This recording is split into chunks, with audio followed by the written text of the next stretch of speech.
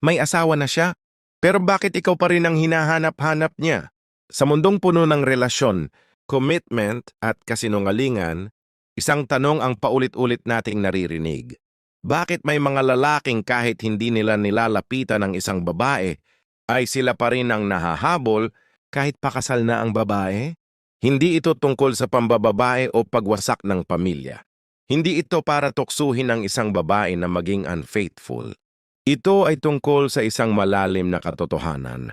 Ang enerhiya ng isang lalaki, kapag stoic buo ang loob, tahimik pero may direksyon, ay natural na hinihila ang respeto, paghanga at atensyon kahit ng mga taong taken na.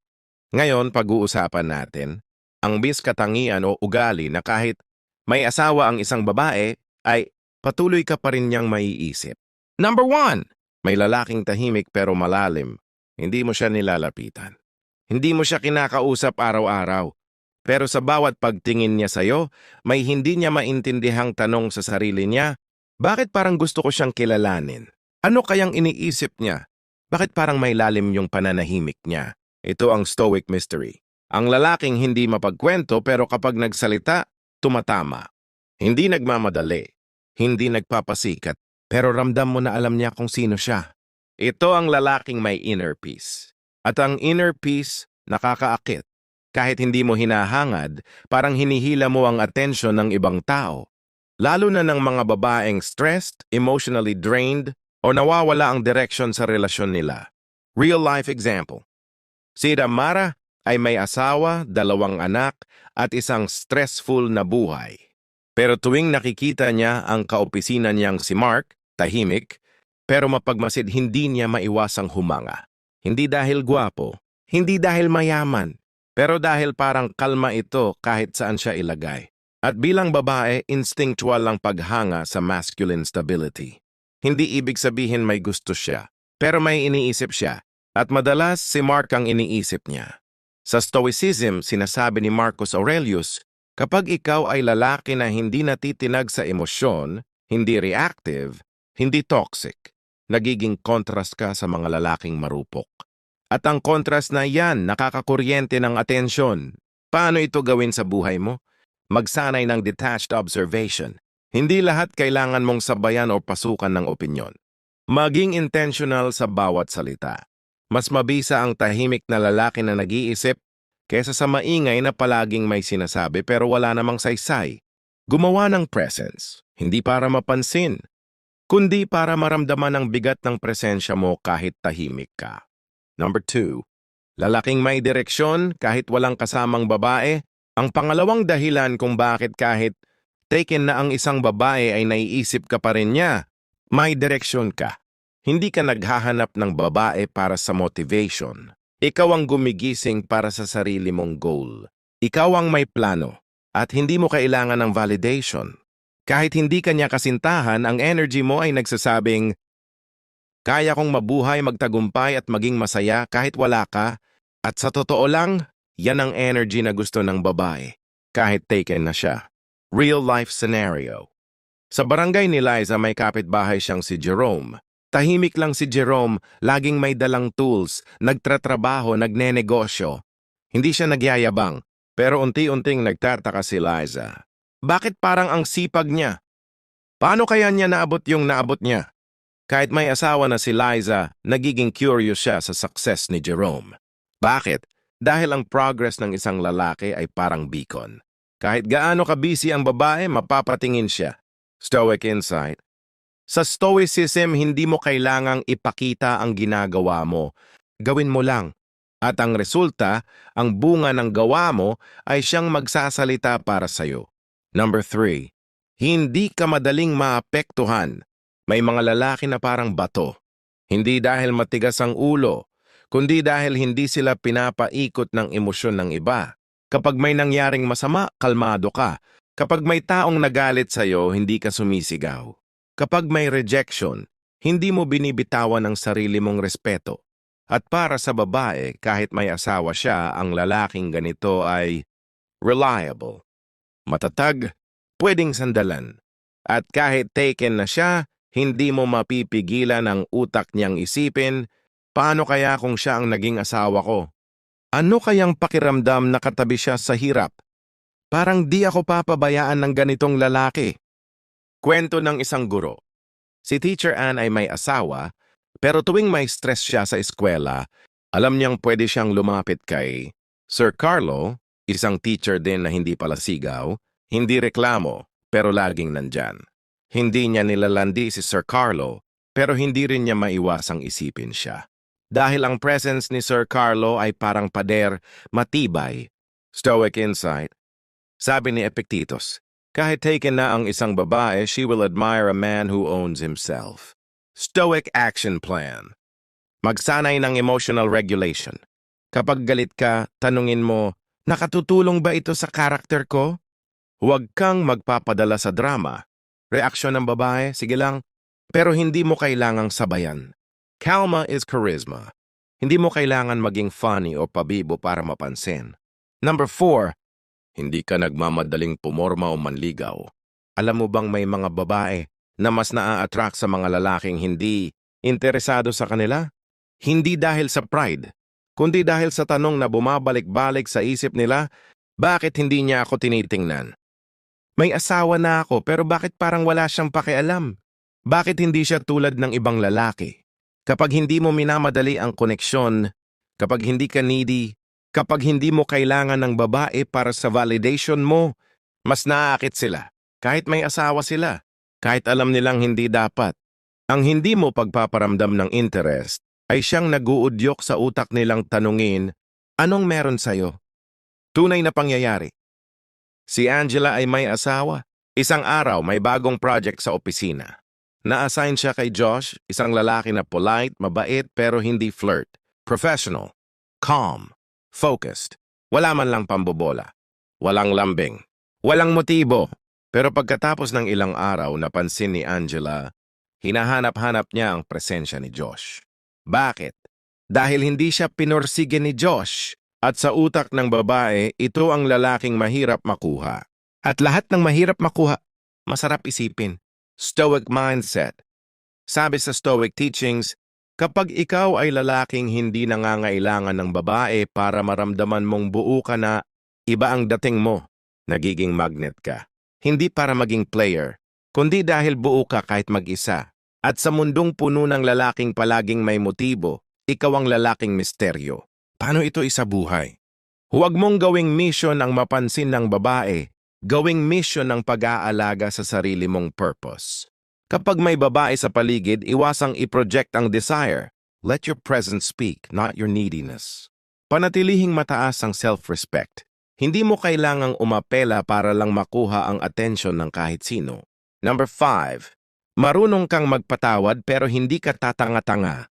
Ito ang pinaka-rare na katangian na gusto ng kahit sinong babae, even married ones. Ang lalaking marunong magpatawad pero may boundary. Hindi ka bitter. Hindi ka mapaghiganti. Pero hindi ka rin tanga. Kapag may nanghamak sa'yo, kaya mong ngumiti at mag-move on. Pero hindi ibig sabihin babalik ka para ulitin ang cycle. At ang ganitong lalaking stoic ay nakakabilib. Hindi ka nagdadala ng emotional baggage. Pero malinaw ang standards mo. Kahit may asawa ang babae, mararamdaman niya, grabe tong lalaking to. Ang bait niya pero hindi siya paloloko. Hindi siya perfect pero ang tibay ng karakter niya. Kwento ni Ana. Si Ana ay kasal na, pero minsang nagkaroon ng misunderstanding sa isang kaibigan nilang si Leo. Pinahiya niya si Leo. Pero si Leo hindi nagalit, hindi nag-post, hindi nag-react, naglakad lang palayo, hindi nag-reply. Hindi nagparinig. Makalipas ang ilang buwan, si Ana mismo ang lumapit at humingi ng tawad. Pero si Leo, tahimik pa rin. Tinanggap ang sorry. Pero hindi na bumalik sa dati. Dahil para sa kanya ang kapayapaan ng isip ay mas mahalaga. At mula noon, si Ana ay hindi makalimot kay Leo. Hindi dahil gusto niyang iwan ang asawa niya, kundi dahil naiisip niya kung gaano ka-rare ang ganong klaseng lalaki. Kapag pinili mong maging kalmado kahit may gumulo sa'yo, kapag pinili mong magpatawad pero hindi magpaloko, nagiging high value ka sa paningin ng kahit sinong babae. Kahit may asawa pa siya. Stoic habits. Practice emotional neutrality sa gulo. Huwag mong gawing misyon ang manalo sa argumento. Mas mahalaga ang kalinaw ng isip kesa sa pagpanalo sa pride. Maging kalmado sa harap ng betrayal, pero malinaw sa consequences. Tahimik, pero malalim, be mysteriously grounded. Paano isabuhay sa araw-araw? 1. Limitahan ang pagiging reactive. May nagsabi ng mali sa'yo, hindi mo kailangang agad sumagot. Practice. Huminga ng malalim. Count to 3. Sagutin ng kalmado. 2. Magbasa araw-araw kahit 10 minuto. Hindi mo kailangang magpakatalino. Pero kapag ikaw ay malalim, makikita ito sa pananaw mo sa buhay. Suggestion. Basahin ang Meditations ni Marcus Aurelius kahit isang pahina sa isang araw. 3. Tumigil sa pag-post ng lahat ng nararamdaman mo online. Stoic men don't broadcast pain. Lalong hindi sila nagpo-post para sa sympathy. Kapag pipiliin mong manahimik kaysa makipag-ingay, nagiging valuable ang bawat salitang bibitawan mo. Kapag may babae na nagkukwento sa'yo ng problema, huwag mo agad solusyonan. Makinig ka lang, tumango, tanungin mo, anong gusto mong mangyari? Ano sa tingin mo ang pinaka-practical? Boom. Hindi mo siya kinontrol. Pero ramdam niyang may lalim ka. May direksyon kahit mag-isa. Purpose over people-pleasing. Gawain para hubugin ang direksyon mo. 1. Gumawa ng 3-year vision plan. Asan ka sa loob ng 3 taon? Ano ang income mo? Anong skills ang meron ka? Wala pa bang sagot? Simulan mo na magtanong. 2. Isulat mo. Anong hindi ko na dapat gawin ngayon para maabot yon? Halimbawa, puyat gabi-gabi. Babad sa social media, chismis. Stoicism is about saying no to distractions. 3. Magtayo ng maliit na routine. Kahit 10-minute exercise, 20-minute read, or 30-minute quiet walk. Yan ang foundation ng lalaking may direksyon. Stoic insight. It is not that we have a short time to live, but that we waste a lot of it. Seneca. Kapag ikaw ay abala sa mission mo, ang babae, taken man o hindi, mapapaisip. Bakit ang sipag niya? Paano kaya maging partner ng ganitong focused na tao? Hindi mo hiningi ang atensyon, pero ibibigay nila. Hindi ka madaling maapektuhan. Control your inner world. Daily practice para sa emotional control. 1. Mag-journal ng trigger moments. Halimbawa, nagalit ka sa traffic, sa kapatid mo, sa jowa mo, isulat. Ano ang naramdaman ko? Bakit? Ano dapat ang mas stoic na response?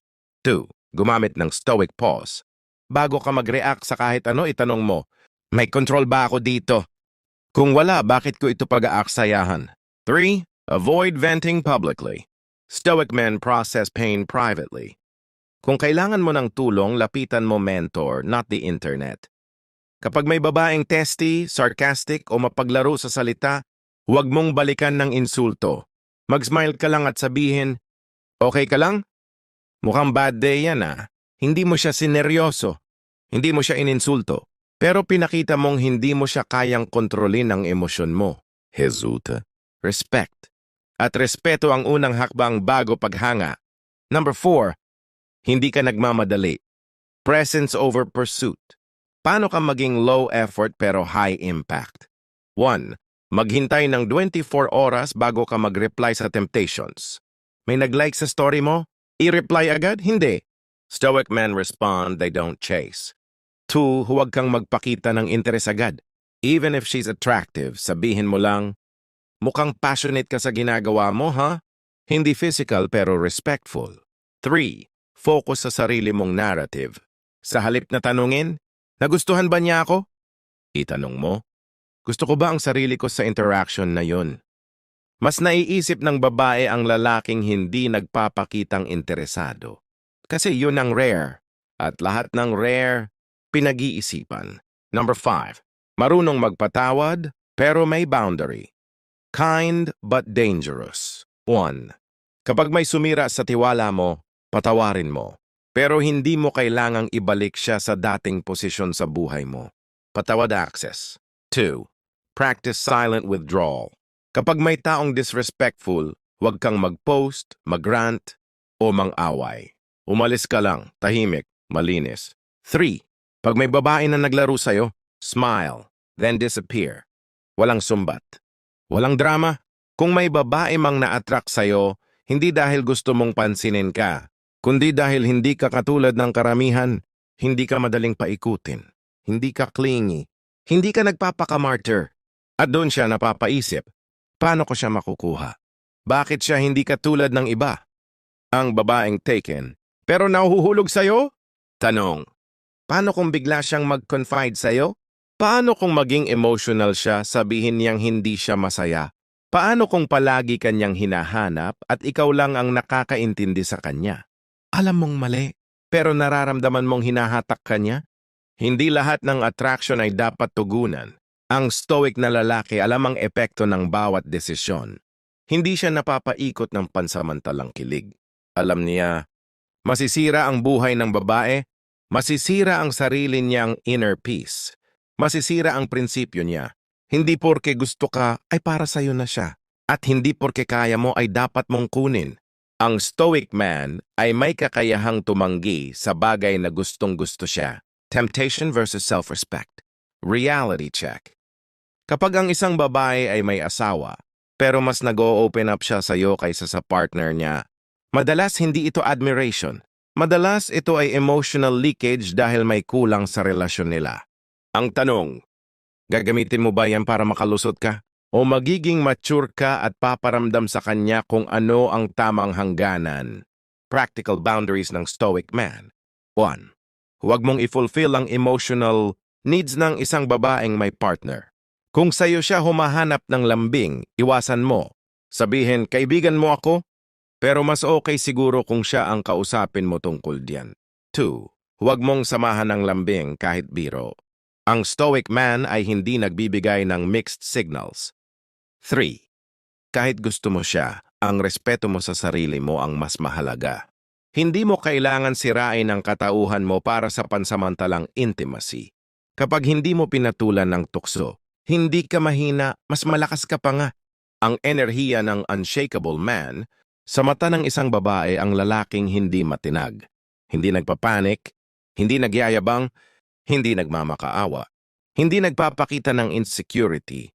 Ang stoic man ay may presensya na nagsasabing, hindi ako lalapit para mapansin.